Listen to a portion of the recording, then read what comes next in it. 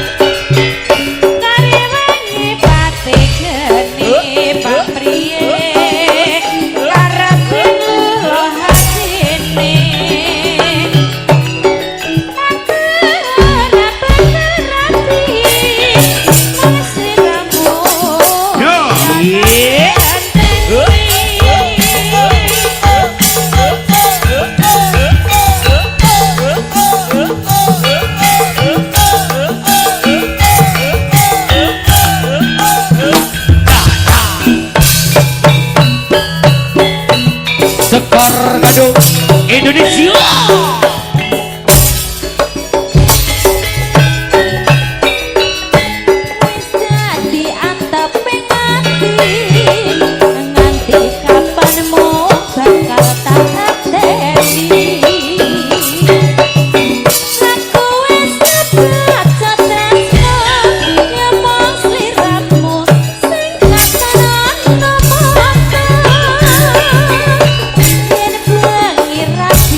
Turun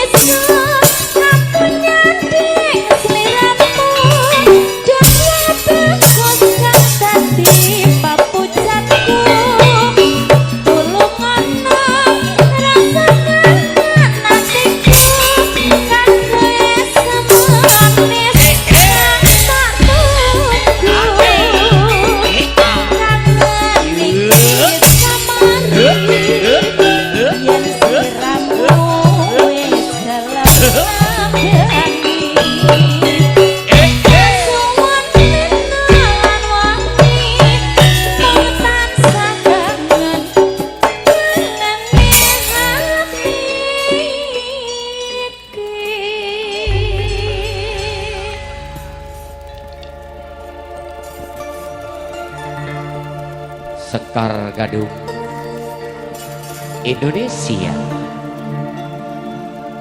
Kilurah Minto Darsono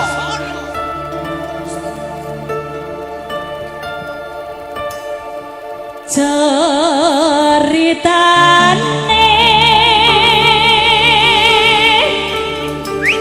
wayang Jawi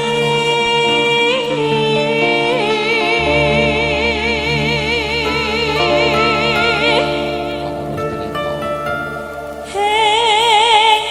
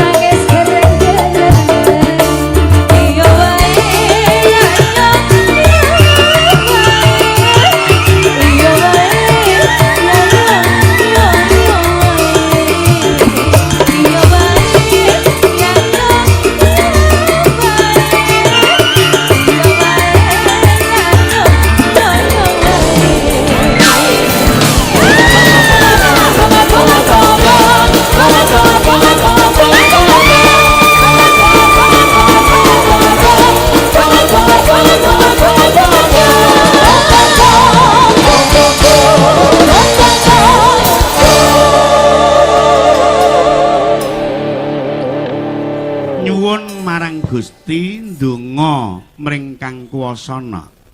Ngono ya, Yung. Dibantu karo Mbak Sulis. Masya Allah Bunda Sulis monggo.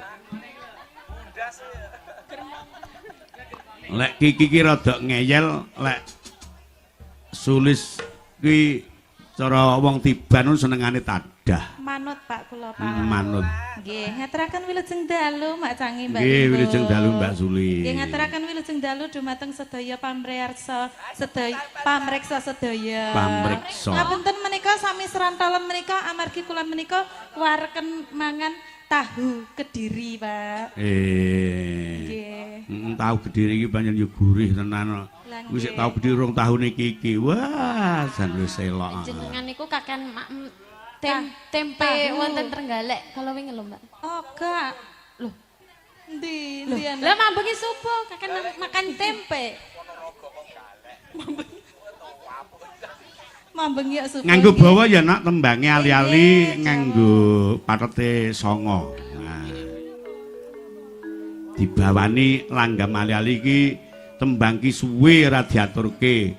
Wong iki kudu gemati karo tembang-tembang lawas. Aja pah enek sing anyar sing lawas jar ditinggalke iki mesake ngono. Ali-ali nggih, Pak. Heeh. Jenang kula. Jenengan apa nggih rada gerok to, Pak? Aku ora gerok iki turuku mau mergo jam 3. Oh, ngoten. Jenengan niku ampun lali jamu. Kula nak pun Aku jamu lho, Nduk. pun kula warai to nika jamune niku ragi, terus cengkeh kali cengkur. Kencur. Kencur. Ah. Niku Cengkeh arep cengkur. nggih diombe niku. Heeh, gulane batu. Gula batu sing kuwentel nika. Heeh. Digodhog ngono. Niku nambani gerok niku, Pak. Iki mau kakean es aku. Sakmenika nggih, Pak. Apa turu dhisik? Mbok Nah, menawa kuwi manut ajeng to. ngajak ngomong-ngomongan riyen kok. Heeh. Jenang kula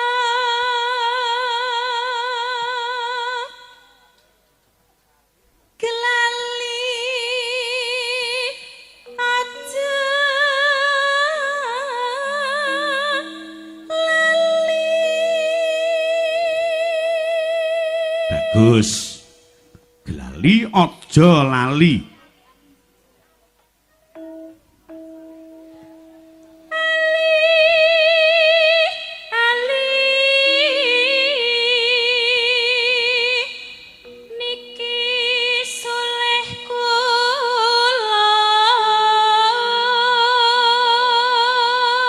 Wong ki pancen lek dipirsani saka detek piadeke dasare gurune rada dawa ki lek nyuwara pancen ya swara ki tenan. Mula wong lanang-lanang ki tak elek-elek lek golek bojo ki sing lencir kuning dhuwur gurune dawa niki. Iki cara panganan ku nyega ngono. Niki makanane mboten kados anu biasane lho, Pak. Lah kaya piye, Mbak? Pakanane kroto niki. Kicau, kicau. Oh, urung.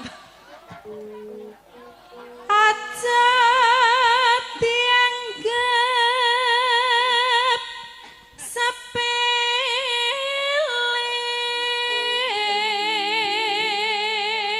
Wis mujudake pesemon wong ki aja sok nyepelekke karo ing liyan merga wong ki durung karuan utawa durung mesti.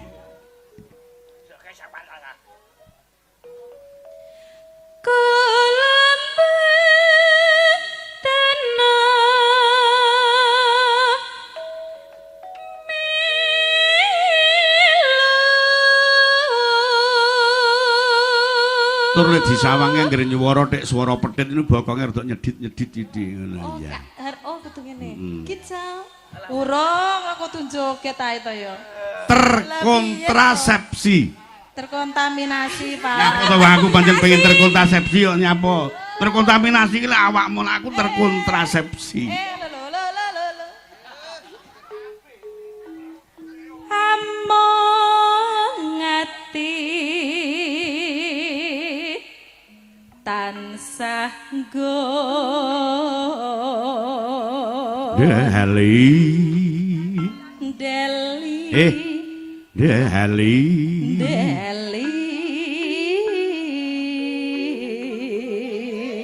Jadi diongkek riyen to, Pak. diongkek kok ngisor, diongkek nyang dhuwur penak. Deli krasa. Jajal iki adik Kiki. Iso ora, Jal? Iso apa ora? Apa? Napa? Ongkek. Baleni. Baleni. Kok kupinge bosok iki. Deli. Lah dalah. Nek pokoke sinden-sinden iki anggere gelem niru cengkoke pake mesti apik. Nggih, saestu saya, Pak. Tenan. Benjing kula belajar teng dalem jenengan nggih, Pak. Ning nek pas ibuke ndek enek. Oke, siap. Heeh. Pun Pak niki kula larke mang tutuli dhewe. Napa niku? Jagung. Oh, jagung. Jenengan mbek aku lho, Pak. Gendere ya arep melu.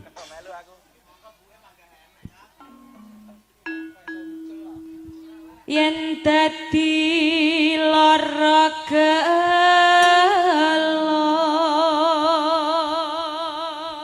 Sedih rinten dalu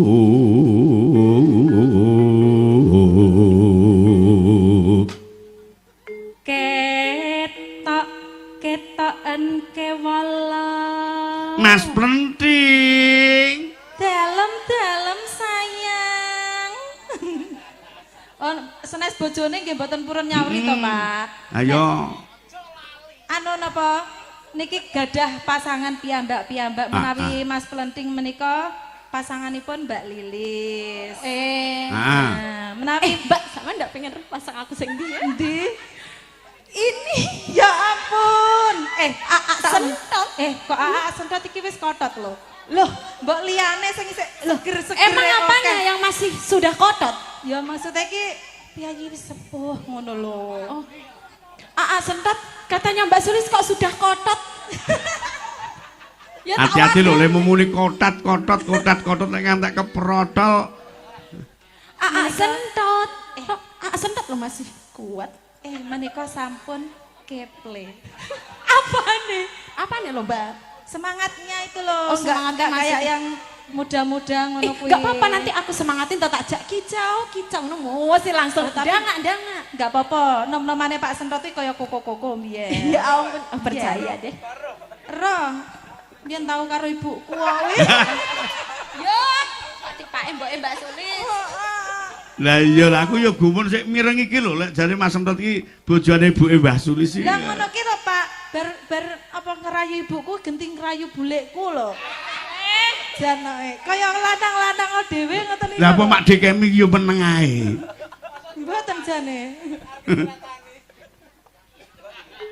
Mulane aku gah sapa ning mahmu ki ya kuwi lho. Lah nggih. Engko kok anggap terus aku karo ibumu ngono. Anti besok apa bakal bali Yen bali bejo kula bagus. Langgam ali-ali. Alusan kaya ngapa dados? ngagemali aliku pamrih aja lali marang aku kadang kula boten melu besuke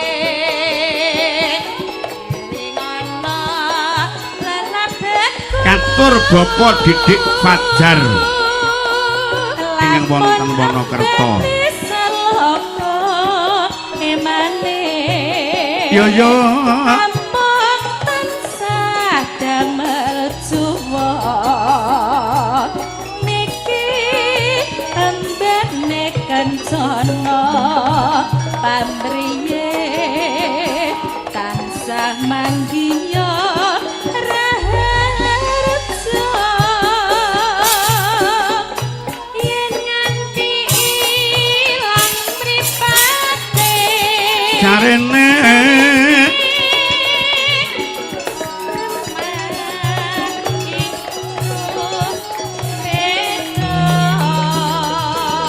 yen nganti dinggo wong seje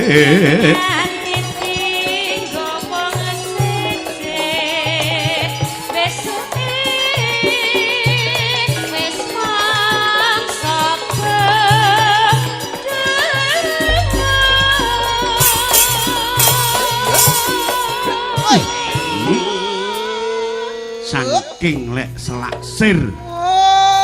Selaksir napa, Pak E? Selaksir iki ya ngono sir numpang dadine ya ngono. Mboten niku amargi dereng digembleng kalian Mas Daryanto. Nah.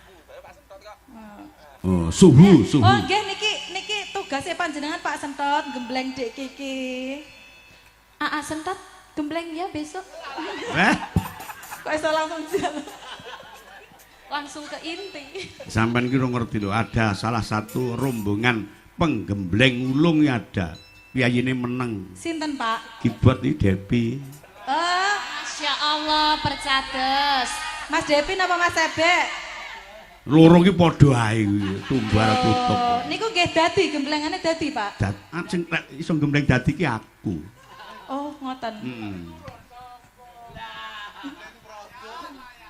Lanjut ya, Pak. Nah, pilihanku meripat biru ya. Pilihanku meripat biru pamriye. Yo Presulistya ingkang warni. Yen takon isi dangdutke sing nembang lungguh bantu Mbak Pipit, sing papat ngadeg Mbak Lilis ngarep dhewe.